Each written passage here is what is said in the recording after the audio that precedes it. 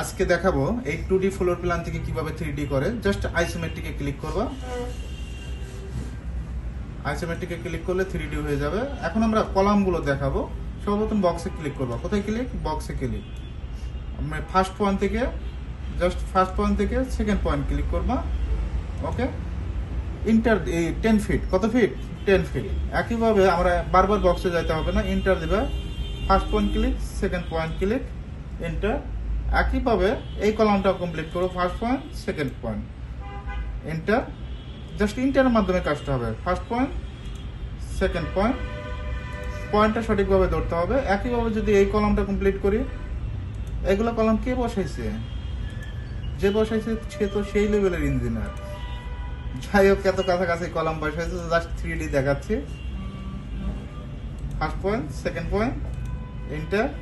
একইভাবে first point, second point, enter. এই floor plan কি পাইছে? কোথা থেকে পাইছো? এখানে এত কাছাকাছি কলাম দিছ। First point, second point, enter. একইভাবে first point, second point, enter. এটা আমরা কমপ্লিট করব জাস্ট ইন্টারের মাধ্যমে। স্কিপ দিবে। আবারও দেখাচ্ছি। বক্সে ক্লিক। কোথায় ক্লিক? বক্সে click. First point, second point, enter. একইভাবে এটাও ফার্স্ট পয়েন্ট, সেকেন্ড পয়েন্ট। আমরা যদি এই সেকেন্ড পয়েন্ট ক্লিক করার পর এই কলামের আপার পয়েন্টে ক্লিক করি, তাও হবে না? আপার পয়েন্ট।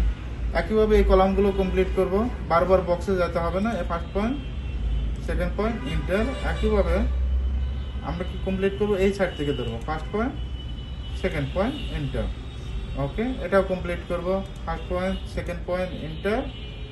একইভাবে first point, second point, enter.